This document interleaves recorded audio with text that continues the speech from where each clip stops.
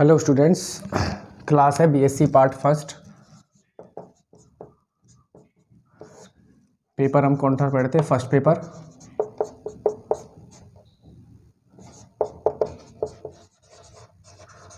Discrete math यानी विविक्त गणित। Paper है आपका, सॉरी क्लास है आपकी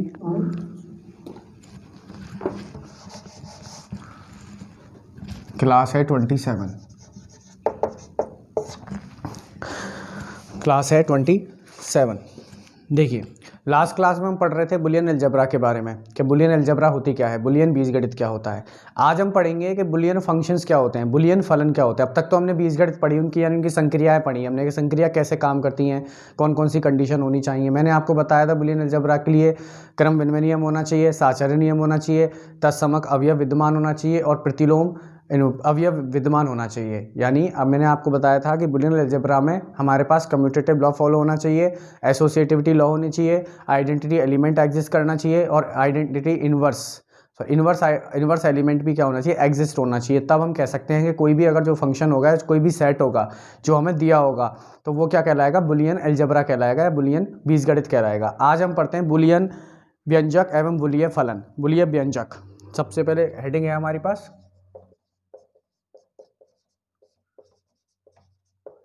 बुलियन व्यंजक एवं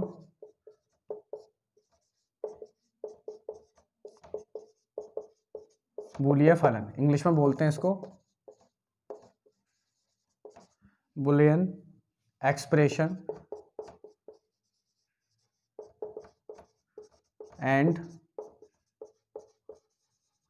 बुलियन फंक्शन। तो सबसे पहले परिभाषा लिखते हैं, फिर समझते हैं क्या कह रहा है ये। सबसे पहले परिभाषा क्या है, बुलियन चर व अचर। बुलियन चर व अचर, इसको ऐसे इंग्लिश में बोलते हैं बुलियन वेरिएबल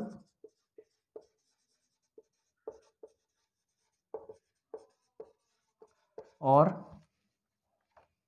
अचर नहीं, अक्षर है ये, अक्षर, बुलियन या लिटरल। क्या होती है देखो, बुलियन बीजगणित बी,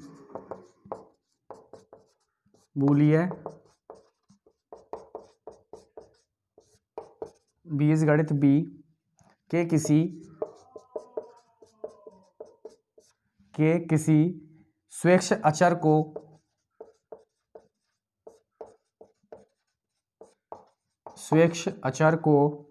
प्रकट करने के लिए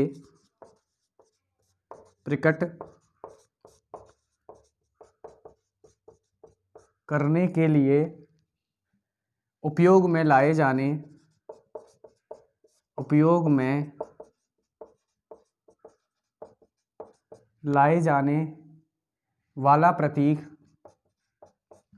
जाने वाला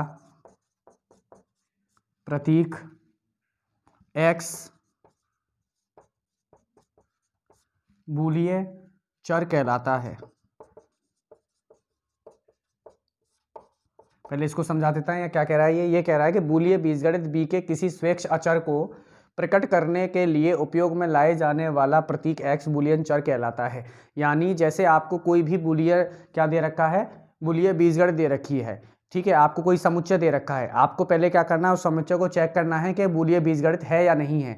जैसे अगर मान के चलो आपको कोई समुच्चय दे दिया, ए दे दिया या ए दे दिया, और आपने चेक कर लिया कि वो क्या है, बूलियन बीजगणित है, तो बूलियन बीजगणित के तो वो बूलियन बीजगणित के किसी अवयव को आप उठाते हो तो उसको आप किससे रिप्रेजेंट करोगे, एक्स से रिप्रेजेंट करोगे, और उसको क्या कहेंगे, बूलियन चर कहेंगे हम। कि यानी बूलियन बीजगणित के किसी भी स्वेच्छ अचर को, स्वेच्छ अचर का मतलब होता है कि आपने कोई भी अचर उठा लो, उसमें से बूलियन बीजगणित में से कोई सा भी अचर उठाया, तो उस जो आपने अचर लिया है उसको किससे रिप्रेजेंट करते हैं, एक्स से रिप्रेजेंट करते हैं। एक्स से क्या करते हैं, डिनोट करते हैं हम, एक्स से उसको दिखाते हैं, उसको क्या बोलते हैं, बूलियन चर कहते हैं। इंग्लिश में रिपीट कर देता हूं, तो वो ये कह रहा है कि बूलियन चर वो होता है कि अगर आपके पास मान के चलो बूलियन वेरिएबल वो होता है कि जैसे आपको मान के चलो कोई सेट दे रखा है, तो आप पहले यह चेक करोगे कि वो सेट हमारे पास बूलियन अलजेब्रा है या नहीं है। अगर वो बूलियन अलजेब्रा है तो उसमें से आप कोई भी अगर अपने मन से अपने आर्बिट्री कांस्टेंट उठाओगे, यानी अपने मन से कोई भी आर्बिट्री कांस्टेंट उठाया आपने, तो उसका आप रिप्रेजेंट करोगे एक्स से, और जो एक्स होगा हमारे पास वो क्या कहलाता है, बूलियन वेरिएबल कहलाता है। ठीक है, बूलियन वेरिएबल कहलाता है। आगे लिखते हैं, क्या है आगे देखो,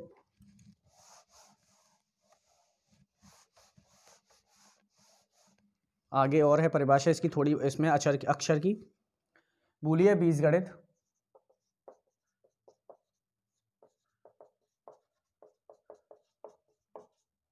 बूलियन बीजगणित बी के किसी चर x अथवा उसके पूरक अथवा उसके पूरक x डेक्स को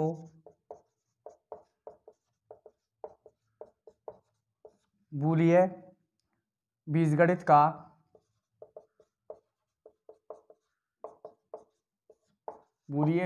का अक्षर कहते हैं।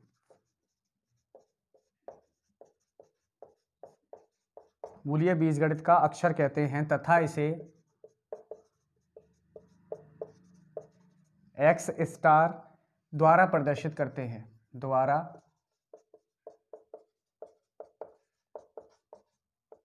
प्रदर्शित करते हैं।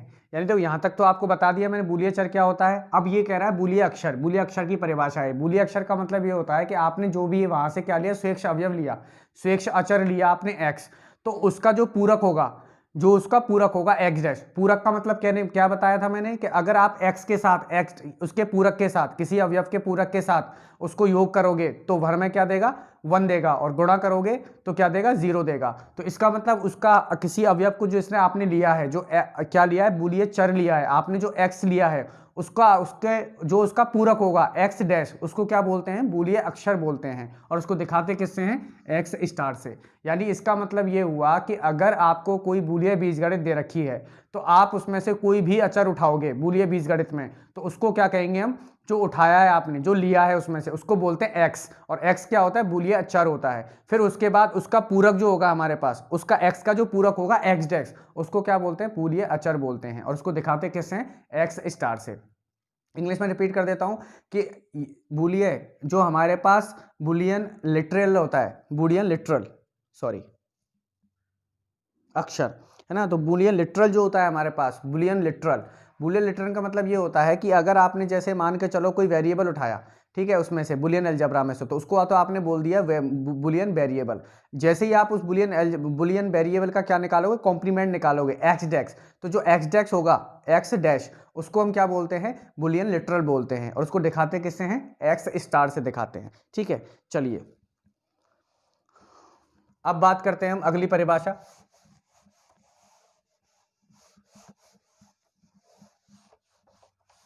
अगली परिभाषा की बात करते हैं, और परिभाषा क्या है, ये तो बूलियन चर हो गया, बूलियन अक्षर हो गया। अब बात करते हैं बूलियन व्यंजक।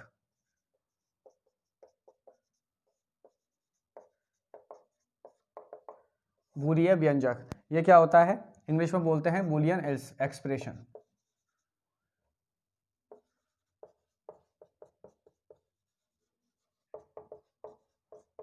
ये क्या होता है, देखो, माना b comma plus comma dot comma 0,1 एक बूलियन बीजगणित है।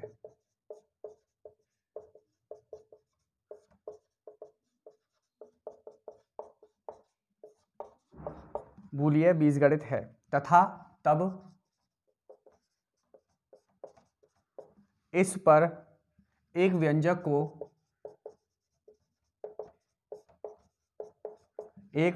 को निम्न प्रकार से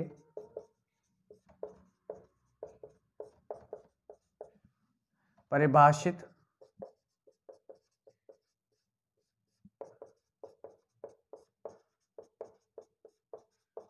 किया जाता है, किया जा सकता है, किया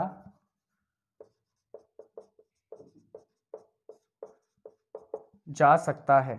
कैसे, नंबर पहला, बी का कोई भी चर बूलियन व्यंजक कहलाता है। बी का कोई भी चर बूलियन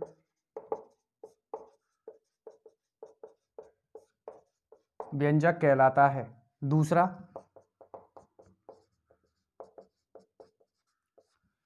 बूलियन चरों पर परिमित बूलियन चरों पर परिमित संख्या में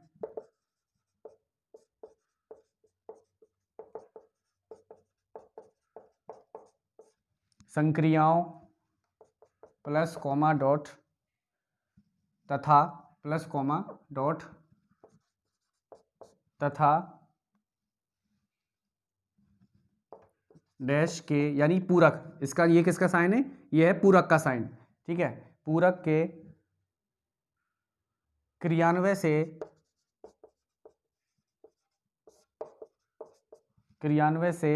प्राप्त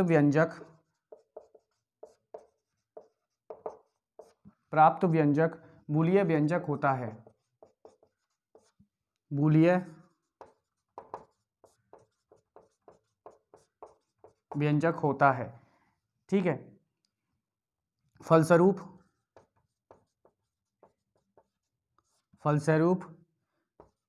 यदि x तथा y दो बूलियन व्यंजक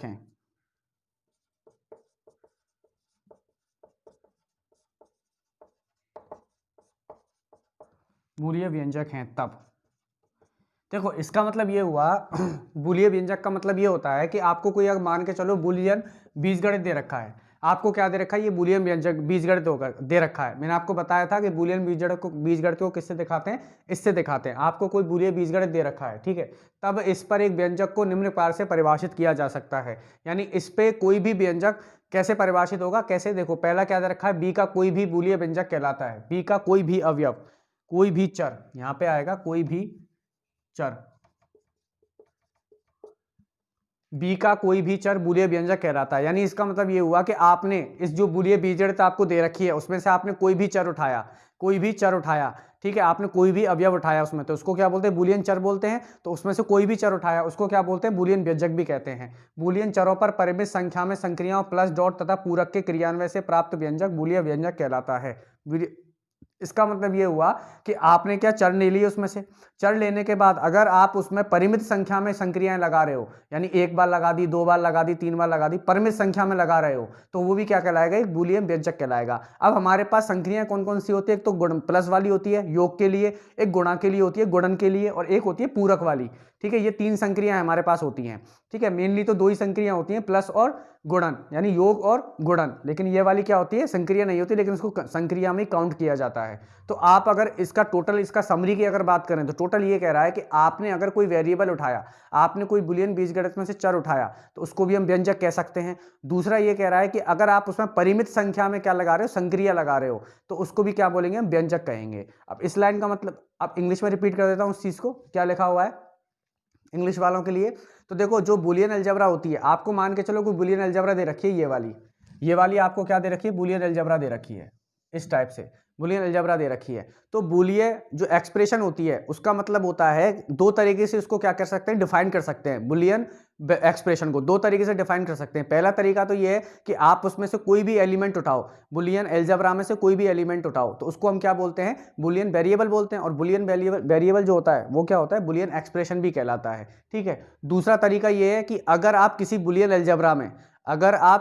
अलजेब्रा में फाइनाइट नंबर्स में क्या लगा रहे हो, बाइनरी ऑपरेशन लगा रहे हो, तो उसको भी हम क्या कहेंगे, बूलियन एक्सप्रेशन कहेंगे, ठीक है। अब यहां पे मैं लिखा है फलस्वरूप यदि x तथा y दो बूलियन व्यंजक हैं, तो मैंने क्या लेके चला, x और y मैंने दो क्या ले लिए, बूलियन व्यंजक ले लिए, यानी बूलियन एक्सप्रेशन ले लिए दो, x और y क्या ले लिए मैंने, दो बूलियन व्यंजक ले लिए मैंने। तो इसका मतलब ये होगा कि x dash comma y dash comma x plus y comma x dot y comma x dash dot y comma x dot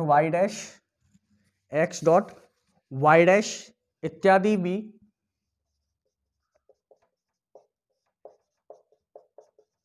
B पर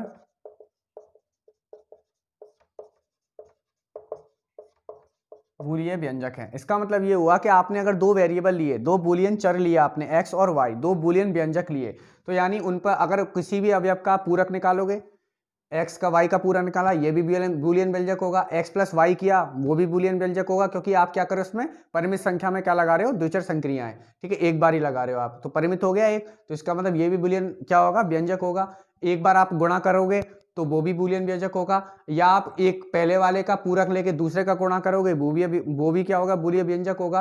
और पहले को ऐसे ही रख के दूसरे के पूरक के साथ गुणा करोगे तो वो भी क्या होगा, आपके पास बूलियन व्यंजक होगा। तो इसका मतलब ये हुआ कि आप जो भी संक्रिया लगाओगे उसमें परिमित संख्या में, तो वो क्या कहलाएंगी, हमारे पास बूलियन व्यंजक कहलाएंगी। ठीक है, इंग्लिश में रिपीट कर देता हूं कि मैंने यहां पे लिखा हुआ है कि बूलियन एक्सप्रेशन में आपने दो ले लिए, एक्स और वाई बूलियन एक्सप्रेशन ले लिए, तो अगर आप किसी के पूरक निकाल रहे हो, दोनों में से दोनों के पूरक निकाल रहे हो, तो वो भी क्या होगा, हमारे पास बूलियन एक्सप्रेशन होगा। दोनों को एडिशन लगा रहे हो, यानी आप एडिशन क्या कर रहे हो, बाइनरी ऑपरेशन लगा रहे हो, वो भी बूलियन एक्सप्रेशन होगा।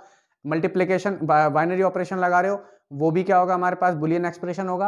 आप पहले का कॉम्प्लीमेंट निकाल के दूसरे का क्या लगा रहे हो, मल्टीप्लाई कर रहे हो, तो उसको भी क्या होगा, बूलियन एक्सप्रेशन, और ऐसे ही इसका हो जाएगा। तो ये होता है हमारे पास बूलियन एक्सप्रेशन। अब ये काम कहाँ आएगा, ये प्रूफ करने के काम आएगा। आप आगे देखेंगे कि इनको सिद्ध करना होगा हमें, फंक्शंस दे दिए जाएंगे, आपको फलन दे दिया जाएगा और आपको बूलियन व्यंजक शो करना पड़ेगा, वो चीज है इसमें। ठीक है, चलिए जैसे एक एग्जाम्पल की बात करते हैं, छोटी सी एक लाइन लिख लेते हैं नोट में, नोट डाल के,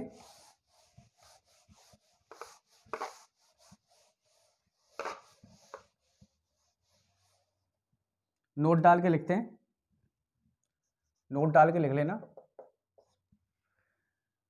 बूलियन बीजगणित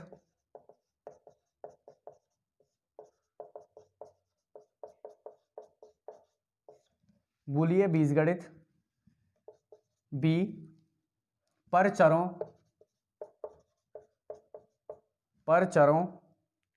x1 x2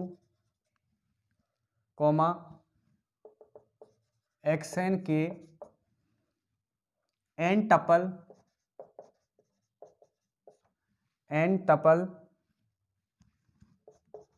x1 x2 xn द्वारा जनित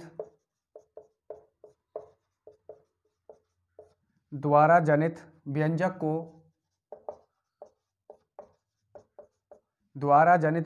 को प्राय e x1 xn द्वारा प्रदर्शित किया जाता है।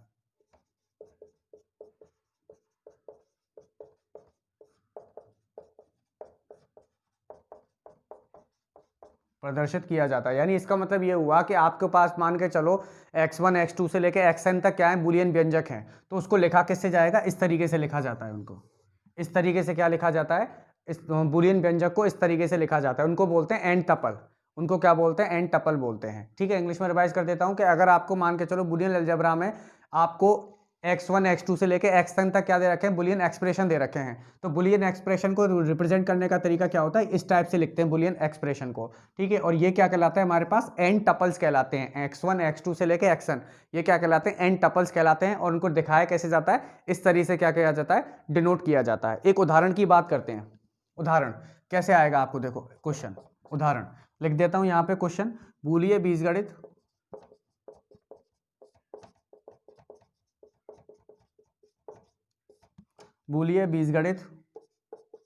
बी प्लस डॉट पूरक 0 1 पर ई x1 x2 x3 बराबर x1 dot x2 plus x1 dot x2 dash plus x1 dot x3 dash एक बूलियन व्यंजक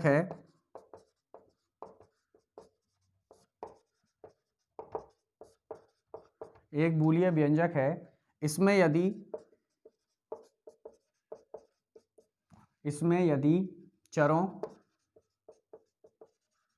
x1 x2 x3 के मान 1 1 1 रखें, सॉरी के मान 0 1 1 रखें, तब इसका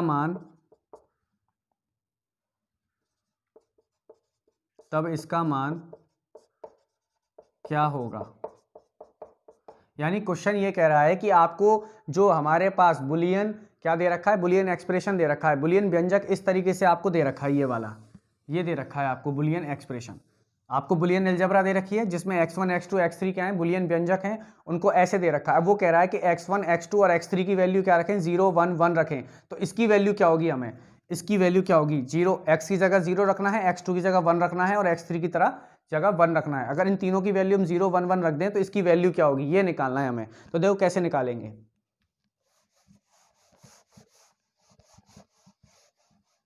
निकालेंगे, मुझे क्या करना है, x1 बराबर 0 रखना है क्योंकि उसने दे रखा है x1 x2 x3 के मान 0 1 1, यानी x1 का मान 0 है, x2 का 1 है और x3 का 1 है। अब यहाँ पे वैल्यू पुट करूंगा तो क्या हो जाएगा, x1 का मान 0 1 और 1 क्या हो जाएगा, देखो 1 इंटू 0 इंटू 1 प्लस ये क्या कर रहा है x1 डैश, x1 कितना है 1 है, इसका डैश यानी पूरक क्या होगा 0 डॉट x2 डैश, यानी x2 कितना है मेरे पास, सॉरी x1 था, x1 कितना है 0 है, तो 0 का पूरक निकालना है यानी x1 डैश निकालना है, x1 डैश यानी 0 का डैश कितना हो जाएगा 1 dot x2 dash, x2 dash का मतलब 1 दे रखा है, इसका पूरक निकालूंगा तो कितना हो जाएगा 0 plus x2 dot x3, x2 dot x3 कितना होगा 1 डॉट 1 1 डॉट 1 की डैश, ठीक है। तो e 0 1 1, एक काम करो ऐसे लिखो इसको, आपको कंफ्यूजन हो जाएगा ऐसे डायरेक्ट लिखने पर, तो इसको ऐसे लिखो 0 1 1 डाला मैंने, तो देखो x1 कितना है 0 डॉट x2 कितना है 1 प्लस x1 का डैश यानी 1 का डैश डॉट x2 डैश यानी सॉरी x1 तो 0 है, 0 का डैश डॉट 1 का dash plus x2 dot x3 यानी 1 डॉट 1 का डैश, तो क्या हो जाएगा e 0 1 1 क्या हो जाएगा 0 डॉट 1 0, 0 का डैश क्या होगा 1 होगा और 1 का डैश क्या होगा 0 प्लस 1 डॉट 1 यानी 1 का डैश, क्या हो जाएगा e 0 1 1 बराबर 0 प्लस 1 डॉट 0 0 और इसका डैश क्या होगा 0, तो क्या हो जाएगी इसकी वैल्यू 0, तो इसकी वैल्यू हमें क्या प्राप्त होगी 0 प्राप्त होगी, ठीक है।